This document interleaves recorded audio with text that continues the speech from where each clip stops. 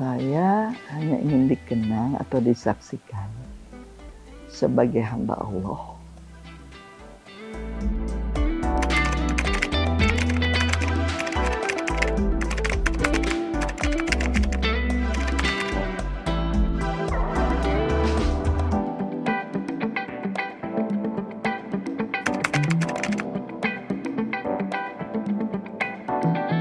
Setiap langkah dalam perjalanan hidup saya, apakah itu dalam kehidupan masa kecil dan pada saat mulai terjun di film juga tahun 73 di film Cinta Pertama sampai detik ini, itu adalah sebuah proses perjalanan panjang dalam kehidupan saya dan juga sebagai pekerja seni, gitu, sebagai hamba Allah, sebagai anggota masyarakat, sebagai bangsa Indonesia, rakyat Indonesia.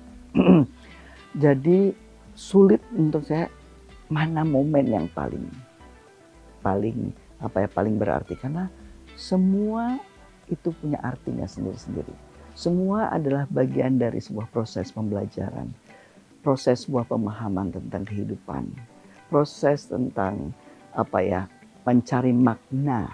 Kenapa kok Tuhan menjadikan saya atau menakdirkan saya memang harus berada di dunia seni ini, gitu ya, sebagai pekerja seni yang itu tidak pernah ada di dalam angan-angan saya, dalam keinginan saya, karena dulu waktu saya kecil saya senangnya matematika, saya tidak suka kesenian.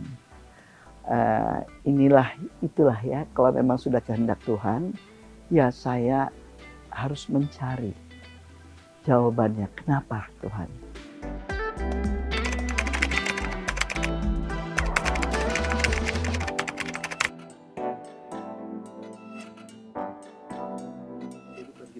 Ya, tentunya ada momen-momen yang berarti, tapi tidak cukup hanya satu dalam kehidupan yang sudah begitu panjang. Yang sekarang insya Allah nanti kalau Tuhan kasih umur panjang, tahun ini saya 68 sudah, gitu ya. Jadi, dan di film bahkan lebih dari separuh usia saya. Di film sudah 52 tahun. Ya.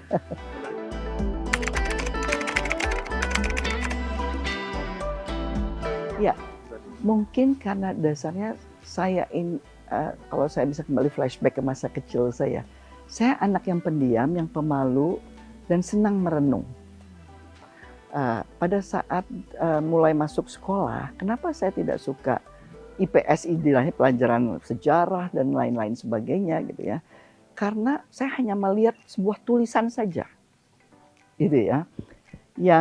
Dan mungkin karena metode pada saat itu juga ya, kita instead of kita yang penting adalah bagaimana memahami isi daripada itu, tapi justru dituntut untuk menghafal.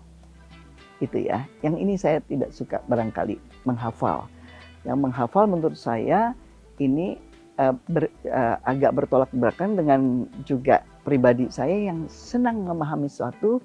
Pada saat katakanlah, kenapa saya suka matematika, kita berhitung. Kita dikasih soal, gitu, lalu kita harus mencari jawabannya. Dan dikasih rumus pula untuk memecahkan soal itu. Dan sebaliknya, gitu kan ya. Jawabannya sudah ada, rumusnya sudah ada, lalu kita harus membuat soalnya itu bagaimana. Itu mungkin yang menarik buat saya. Jadi ada proses berpikir yang lebih lagi dituntut dari sekedar yang pemahaman saya, gitu ya. Pada saat saya membaca buku hanya disuruh menghafal pada saat itu. Itu sih. Dan tambah lagi setelah saya terjun menjadi pekerja seni, gitu ya, memang sebagai pemain itu, sebagai aktor, kepekaan kita, ketajaman kita, intuisi kita itu juga sangat penting sekali untuk menangkap hal-hal yang tidak bisa tertulis di dalam skenario misalnya, atau di dalam tuntutan cerita yang ada sutradara. Jadi seorang pemain itu kan harus mengembangkan karakter itu, gitu ya. Bahkan ya itulah modal seorang pemain itu, ya raganya dan jiwanya. Itu semua harus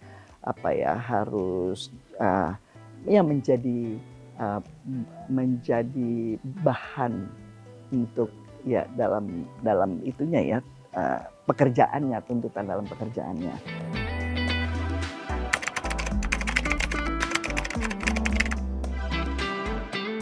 Kalau ragu mungkin enggak, tapi jenuh ada, lelah ada, ya manusia ya.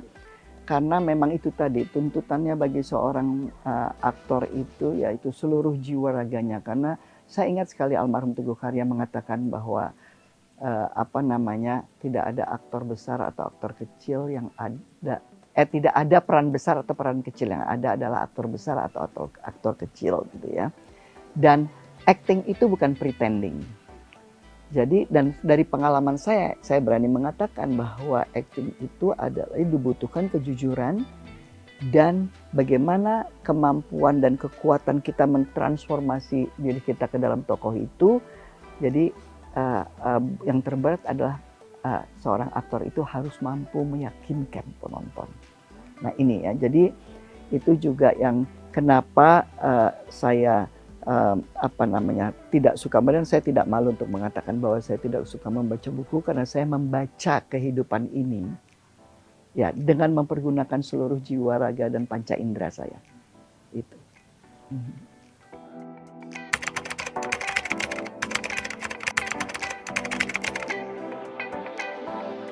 Mungkin dasar pemikiran dan keberangkatan saya setelah tahun kedua itu di film Kawin Lari yang saya disutradarai oleh Teguh Karya dan saya juga main dengan Mas Slamet dan almarhum Tuti Indra Malaun. Saya mulai mencintai film sebenarnya di tahun kedua itu di film Kawin Lari. Setelah saya menyadari dan memahami bahwa wow, film ini syarat dengan ilmu pengetahuan ya. Bodoh sekali kalau saya tidak bisa memanfaatkan dunia ini untuk menambah wawasan saya dan mengembangkan diri saya gitu ya. Jadi artinya sejak saat itu saya mulai membuat komitmen buat diri saya sendiri adalah bahwa film akan menjadi bangku sekolah buat saya, bahkan menjadi pengganti bangku kuliah buat saya. Ya, karena saya bersyukur sekali kalau saya sempat di SMP punya cita-cita ingin menjadi psikolog atau arsitek gitu ya. Mungkin saya akan hanya bisa menguasai satu disiplin ilmu gitu ya. Tapi sekarang karena tuntutan, ya artinya bahwa sebagai seorang aktor itu harus memang menggambarkan kehidupan. Film itu potret kecil dari sebuah kehidupan yang begitu luas dan kaya ya di alam semesta ini gitu ya. Jadi ya kadang-kadang saya dituntut. Memang bukan kadang-kadang, pasti itu dituntut dari ilmu psikologi itu harus juga pandai dipahami karena kita harus membedah karakter itu. Bagaimana latar belakang karakternya, latar belakang pendidikannya, latar belakang sosial budayanya gitu ya. Nah ini yang kan jadi dituntut juga gitu, dasar-dasar ilmu psikologi, dasar-dasar ilmu juga arsitektur ya, dari tidak ada sampai menjadi sebuah bangunan, cuma bangunan dari karakter manusia, bangunan dari sebuah kehidupan ya yang harus saya gambarkan. Karena itu kan memerlukan riset riset lapangan, riset kepustakaan seperti Cut Nyak Dien itu Mas Eros justru tidak mempersiapkan saya dengan melatih acting, tapi memberikan saya buku, hampir 30 buku dengan berbagai macam bahasa. Saya bilang, Mas ini bagaimana? Iya kan, bagaimana ini kamu kasih ini ini kan dulu zaman dulu tuh ada ayo dibakar, diminum, airnya nanti kita langsung udah paham semua isinya gitu. Ya, itu artinya bagaimana itu ya dituntut betul-betul memang seorang aktor itu harus ya multi ya talented, itulah harus cerdas, harus punya wawasan yang luas gitu ya. Itu dasar-dasar itu yang saya dapat dari Sanggar Teater Populer, dari guru-guru dan suhu saya Pak Teguh yang memperkenalkan saya terhadap dunia film, Mas Slamet sebagai lawan main saya dan juga sebagai mentor, sebagai guru saya gitu ya. Mas Eros juga gitu yang juga sebagai guru dan mentor saya yang mengajarkan saya betapa pentingnya seorang pemain harus mempunyai wawasan luas. Harus bahkan saya selama Cut Nyak Dien itu saya diwajibkan sebelum Cut Nyak Dien bahkan waktu film Mas Slamet Seputih Hatinya Semerah Bibirnya kan Mas Eros sudah menjadi konsultan di produk itu. Tugas saya itu harus membaca koran setiap hari. karena di situ saya berperan sebagai seorang calon psikolog gitu ya, melakukan riset gitu ya. Jadi saya harus baca koran setiap hari, saya harus bisa mampu juga menguasai kamera gitu ya. Betul, untuk latar belakang melengkapi tokoh itu ya, Cut Nyak Dinitya itu ya, saya dikirim sama Mas Eros sudah 1 tahun sebelum syuting ke Aceh untuk mempelajari bahasa Aceh dan juga budaya Aceh dan bagaimana kehidupan sehari-hari dari orang di Aceh ini gitu ya, sampai 3 tahun lah terus kemudian.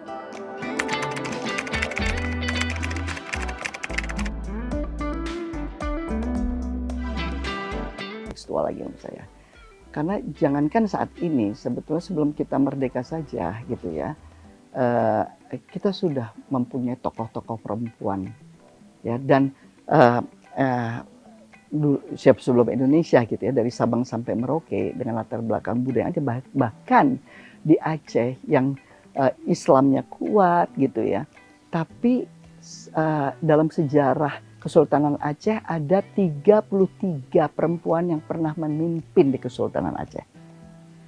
Bahkan di Maluku Utara juga. Ya, dalam selama kolonialisme itu ada Christina Matahari, tapi sebelum kolonialisme sewaktu itu ada saya lupa namanya. Rohingya itu kan ya, yang dari Maluku Utara itu kan ya. Nah, Kartini itu di akhir abad 18 gitu ya, itu persoalan dihadapi oleh perempuan-perempuan di tanah Jawa gitu ya. Nah, jadi justru saya pikir di era modern yang sudah modern dan di era teknologi ini, bagaimana saya bersyukur sekali gitu ya, sebagai perempuan Indonesia, saya yang bergerak di bidang seni gitu ya, saya tidak punya kendala sama sekali gitu ya, sebagai perempuan yang ada diskriminasi. Ya, bahkan di Hollywood berapa tahun yang lalu ya, mungkin 10 tahun yang lalu atau 15 tahun yang lalu, saya sempat ada di dalam forum diskusi perempuan-perempuan di Amerika yang bergerak di bidang perfilman itu ya, mereka masih menemukan ada diskriminasi itu. Dari hal yang paling simpel, dari masalah nilai kontrak gitu ya. Kalau bintang-bintang laki itu katanya lebih besar katanya daripada perempuan. Tapi di sini tidak melihat dari itu genre itu ya. Tapi bahwa star system itu ada pasti, ya kan. Yang siapa aja yang bisa meningkatkan itu ya, pasar dan penontonnya itu kan ya.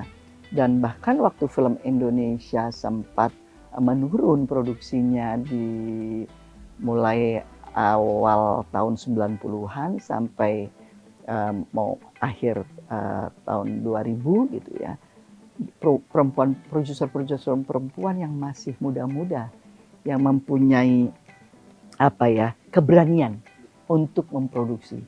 Ya, waktu itu saya sendiri ada Christine Hakim Film yang pendirinya 3 orang perempuan semua, lalu ada Mira Lesmana perempuan juga, ada Shanti Harmain dan Nente Anas perempuan. Jadi justru produser-produser yang besar di tahun 70-an 80-an tuh waktu itu masih sibuk sinetron TV kan. Mereka belum berani kembali lagi ke layar lebar gitu ya.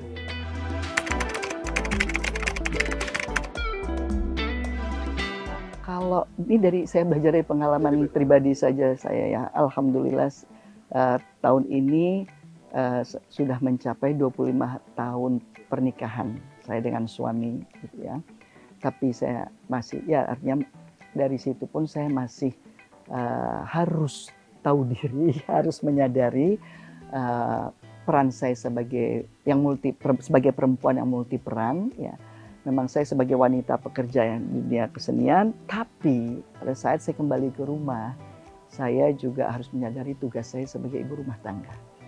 Nah, beberapa mungkin 10 tahun atau 15 tahun lalu saya masih suka mendengar gitu, kalau seorang perempuan, sibuk saya hanya sebagai ibu rumah tangga saja gitu ya. Kok seakan-akan profesi sebagai ibu rumah tangga itu tidak prestigious gitu loh, tidak berarti. Ini justru keliru. Dari pengalaman saya, pekerjaan sebagai ibu rumah tangga itu 24 jam. ya kan? Karena ya sebagai istri harus juga ada tugasnya sebagai istri, ya, yang mendampingi suami, gitu kan ya, yang mengurus juga suami, kan. Karena suami juga saya lihat juga dia mengurus istrinya juga dari pengalaman pribadi saya gitu ya. Ya artinya agar ini berjalan dengan baik gitu rumah tangga ini, jadi harus memang menjadi teamwork, gitu kan ya. Jadi sebetulnya tidak harus dipermasalahkan lagi, gitu ya. Tapi saya bersyukur juga mempunyai suami laki-laki yang memahami akan juga fungsinya sebagai laki-laki yang juga harus membantu keberadaan istrinya sebagai ibu rumah tangga gitu ya. Lalu juga sebagai anak, karena saya juga masih diamanatkan untuk mengurus ibu, dan itu cita-cita saya dari kecil juga. Saya ingin kalau ibu saya orang tua saya sudah tua, saya ingin sekali mengurus orang tua saya, dan alhamdulillah dikabulkan sama Tuhan. Jadi saya mempunyai seorang ibu yang 1 bulan lagi insya Allah akan berusia 90 tahun. Itu kan juga amanat. Lalu saya lebih senang untuk mengatakan staf saya di sini adalah semua anak-anak asuh saya, gitu ya, bagian dari keluarga.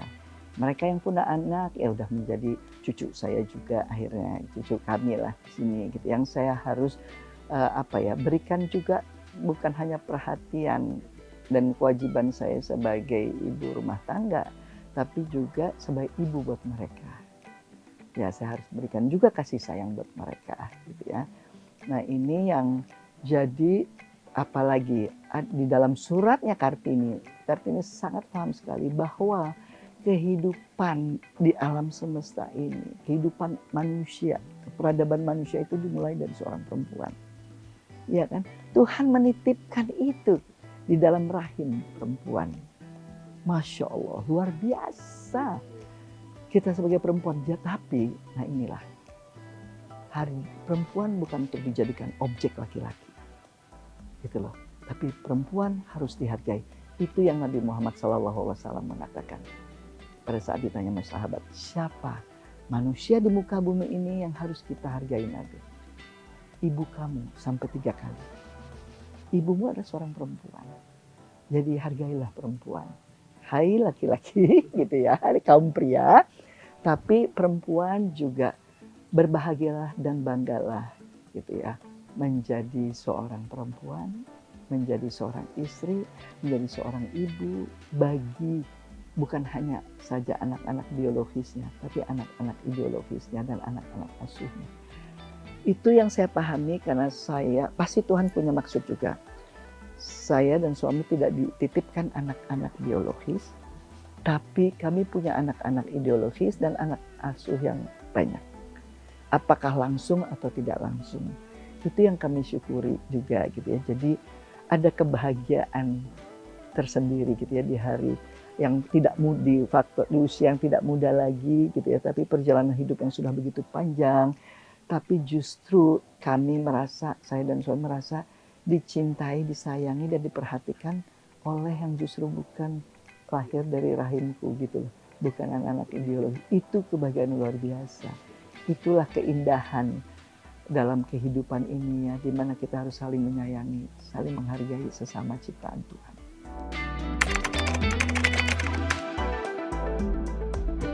Saya ingin dikenang sebagai apa ya? Saya pernah menyebut bahwa saya ingin disaksikan sebagai orang baik, gitu ya. Tapi buat saya juga yang penyaksian itu penting. Dalam kehidupan ini kan kita harus punya saksi-saksi dalam kehidupannya. Tapi yang terpenting adalah bagaimana saya harus menjaga sikap hidup saya ini, gitu ya, semuanya untuk mendapatkan ridha Allah. Itu kasih sayang Allah dan juga perlindungan Allah, dan terus saya berharap bimbingan dan tuntunan Allah, karena saya manusia biasa yang pasti banyak sekali kelemahan. Kekuatan saya terbatas, segalanya ini penuh dengan keterbatasan. Saya hanya ingin merendahkan menjadi rendah hati, tidak, gitu ya. Tapi saya hanya ingin jujur pada diri saya sendiri bahwa saya bisa sampai di titik ini itu atas kehendak Allah, atas perlindungan Allah, atas kasih sayang Allah, atas bimbingan, tuntunan dan semua Allah yang maha pengampun, Allah yang maha bijaksana, Allah yang maha memberi, semua itu kan. Gitu. Jadi bahkan saya sempat bilang sama Mas Hanung, waktu saya melakoni jadi ibunya Kartini di film Kartini, gila Mas ya, saya baru menyadari loh bahwa sebagai pemain itu menjadi budak dari tokoh yang kita harus mainkan. Kenapa? Saya harus meninggalkan semua. Ya kesenangan saya, kebiasaan saya, apa semua luxury untuk bisa masuk ke dalam kehidupan tokoh yang saya harus perankan ini gitu ya. Dan ternyata all above, di atas dari segalanya, kita ini hanya budak Tuhan. Hamba-hamba Tuhan, budaknya Tuhan yang hanya menjalankan apa yang diperintahkan, apa yang diinginkan, apa yang sudah dikodarkan. Itu sih. Jadi bagaimana kita mau sombong Mas? Yang apa ya? Bukan yang hebat.